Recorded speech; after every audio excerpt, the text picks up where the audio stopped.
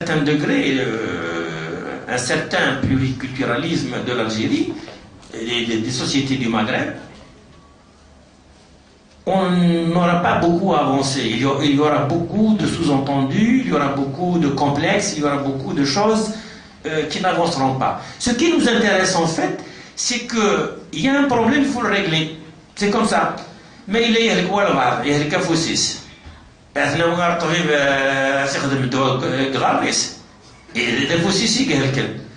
Donc, comme exactement le diagnostic du médecin doit être juste, doit prendre en ligne de compte la réalité des faits et non pas la mythologie ou les désirs des uns et des autres. Si quelqu'un est atteint d'un cancer, il est atteint d'un cancer, même million de bras, qu'il est là. Donc, il faut qu'on fasse le diagnostic correctement. Ensuite, on essaye comment traiter le problème ou comment créer le remède. Mais si on commence par ne pas reconnaître le constat des faits tel qu'il est, on n'avancera pas beaucoup. Et c'est ça que, en principe, la posture scientifique dont je vous ai parlé tout à fait au départ, aide à faire avancer. Ça s'appelle la science profane et ça s'appelle aussi la posture critique à l'égard des savoirs, mais à l'égard aussi des phénomènes. Ce n'est pas la posture religieuse. Ce n'est pas Belbédis qui va régler ce type de problème. Il ne pourra pas. Ce n'est pas de son domaine. Lui, son domaine, c'était de diffuser le savoir religieux, c'est-à-dire le savoir sur la religion, qu'il pensait être le meilleur. Qu'il pensait être le meilleur. La science, c'est autre chose. Donc, le deuxième volet de l'aménagement au niveau politique, c'est la question du statut. On peut dire que,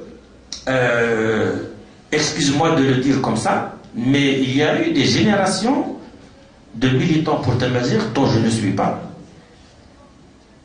Et notamment la dernière période des années 2000, avec le mouvement citoyen des Arouches, qui ont réussi à pousser, à faire reconnaître le statut national de Tamazight. C'était pas normal. La langue Tamazight est chez elle dans les pays du Maghreb depuis plus de 3000 ans. C'est la réalité historique, la réalité culturelle, la réalité sociologique, la réalité anthropologique de cet ensemble qui est absolument unifié au niveau anthropologique, je parle du Maghreb. Tout ça, c'est un ensemble où la berbérité est son socle. Et il demeure son socle. Ben, si on ne reconnaît pas ça, comment voulez-vous qu'on règle les problèmes? C'est ça le fait. Et il a fallu des générations de militants, plusieurs générations de militants. Il a fallu 125 morts dans les années 2000 pour qu'on dise, qu'on écrive une ligne et demie dont la constitution Tamazight est également langue nationale. Franchement, on aurait pu quand même épargner, faire l'économie de tous ces dégâts, de toutes... je parle à l'échelle de la gestion de la société algérienne, mais aussi celle du Maghreb, parce qu'au Maroc, c'était pas mieux. En Tunisie, c'était même pire. En Libye, vous devinez. Donc, franchement, regardez comment on gaspille les efforts d'une nation et d'une société. On milite pendant des années et des années juste pour qu'on accepte de vous reconnaître tel que vous regardez dans le miroir depuis que vous existez. Darsa, soit les manières qui disent vrai, elles me disent que royal. Eh ben écoute, dans le miroir, on est ce qu'on est, on est beau, si on est beau, si on est moche, on est moche. Si on peut faire de la chirurgie esthétique, on l'a fait, mais il faut d'abord faire le constat. Si on ne fait pas le constat, c'est pas ça. Donc on a perdu trop de temps.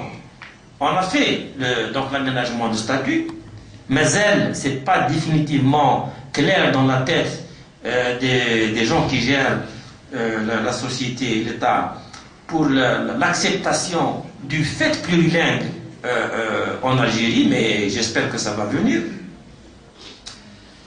Quand on aura réglé tout ça, on aura avancé un tout petit peu. Parce que le plus gros problème, c'est l'aménagement au niveau linguistique. Donc là où on a besoin de vrais spécialistes qui raisonnent beaucoup plus avec leur tête qu'avec leur cœur, ce qui n'est pas toujours facile dans une société où il y a eu depuis toujours une négation identitaire. Quand il y a un déni identitaire, on est plutôt dans une posture de réactance psychologiquement. On est complètement traumatisé par le déni à tel point qu'on réagit par excès. Donc même les scientifiques, attention, ils ont beau être scientifiques, bien formés, etc., sortis des grandes écoles, la plupart du temps, ils tombent dans la facilité de la réactance et ils s'oublient. Donc là, nous avons le premier problème, parce que là, dans ma conférence, le titre que j'avais suggéré, c'était les contraintes et les perspectives de l'aménagement. Les contraintes, ce sont tous les problèmes dont je vous ai parlé, le côté politique, symbolique, etc. Mais aussi, il y a les problèmes purement linguistiques. Nous avons un problème de polynomie. Le problème de la polynomie, c'est l'existence de plusieurs variétés de berbère. Il n'y a pas une seule variété, il y en a plusieurs. Donc quand on veut aménager, on est devant un grand problème. Quelle est la variété que nous allons aménager? Donc مثلا تمثليت بدلنا طاس متمثلايين إلا فقط صفيرو. Il faut qu'on choisisse. Le choix, je fais vite, hein, vous pouvez me reprendre si vous voulez dans le débat, je fais très vite. Le choix, il est pour l'aménagement, les spécialistes de l'aménagement linguistique, il est très clair que pour eux, il est nécessaire de commencer par la variété la plus parlée, celle qui a le plus grand nombre de locuteurs, et là où il y a une demande très forte. Pour vous le dire d'une manière directe, donc il s'agit ici du kabyle.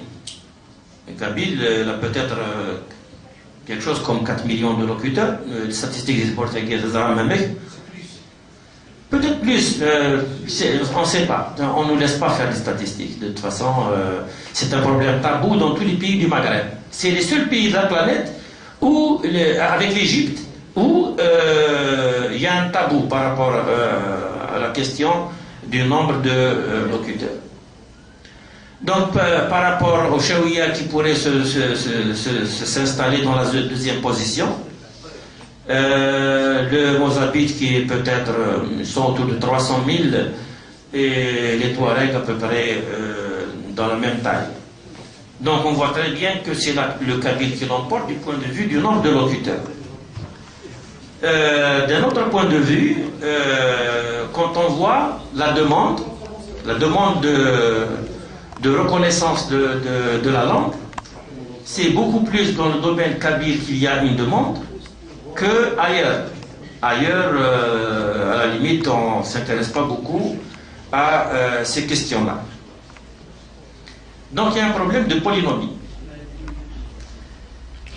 Il y a un problème pour l'instant de polygraphie, qui est un peu réglé en Kabylie, mais qui n'est pas réglé au niveau officiel. La polygraphie, c'est-à-dire vous avez plusieurs graphies pour la même langue. Tifidar, caractère arabe, caractère latin. En Kabylie, c'est clair, le choix est tranché. C'est les caractères latins qui sont utilisés. Et mieux que ça, c'est que dans les dernières élections présidentielles, même le pouvoir a fait la même chose. C'est-à-dire quand il a fait une campagne publicitaire sur les affiches, etc., et ils ont utilisé plutôt le caractère latin. Voilà. Le grand comble, c'est que dans les arabisants ne s'occupent pas du tout de berbère et considèrent que c'est un peu vulgaire de s'occuper de berbère. Donc bon, les francisants, depuis toujours, y compris au moment où c'était interdit, ils se sont occupés de berbère. Donc il y a quelque chose, si vous voulez, qui est plus ou moins tranché. Mais ça reste au niveau officiel, c'est pas tranché. C'est pas encore tranché officiellement. Gaël, on a choisi telle graphie. Parce que c'est un choix purement politique. Ça n'est pas idéologique. C'est un choix politique. Donc, par rapport à la politique linguistique que veut mener l'État, il choisira un des symboles. Parce qu'en fait, notamment la graphie arabe et la graphie latine sont équivalentes. Mais la graphie tifinagh, non. Elle a une très grosse force symbolique, parce qu'elle représente un peu le passé de cette langue. Et il ne faut pas oublier que Tamazight, donc, c'était écrit dans cette langue, dans cette graphie, pardon, 6 siècles avant Jésus-Christ. Alors que la graphie arabe ne s'est formée que autour du le 7e, 8e siècle de l'ère chrétienne. Ça nous fait 14 siècles de différence. Tifinagh a précédé la graphie arabe de presque 14 siècles. Donc, d'un point de vue de l'ancienneté, elle a une valeur très importante. Du point de vue symbolique, elle a une valeur très importante. D'un point de vue fonctionnel, aujourd'hui, c'est beaucoup moins que ça, parce que ça pose des problèmes de cursivité, des problèmes très compliqués. On ne va pas rentrer dans le détail. Même si l'IRCAM, au Maroc, ont réussi à faire ce qu'on a appelé l'Unicode. L'Unicode est un système informatique par lequel on traduit une graphie dans une autre. Donc vous écrivez en caractère arabe, en caractère latin, en caractère tifinagh, ça ne pose aucun problème. De toute façon, les machines ne connaissent pas les graphies. Elles connaissent des 1 et des 0, c'est tout. Donc l'Unicode permet de transcoder, donc de passer d'une graphie à une autre. Ça, c'était le deuxième problème. Donc il y a une voie de résolution. Il y a ensuite les normes orthographiques. Dans l'aménagement, il faut faire des dictionnaires. C'est le domaine où toutes les décisions de normalisation, donc les décisions de planification linguistique, sont réunies. C'est le dictionnaire. Il faut retenir une orthographe. Il faut faire une classification. Il faut faire des définitions. Et donc on est obligé de régler tous les problèmes à la fois. C'est pour ça d'ailleurs qu'il y a très peu de production de dictionnaires dans le domaine berbère. Pour le problème du dictionnaire, c'est un problème d'une grande urgence que j'avais soulevé dans mes anciennes conférences, même ici.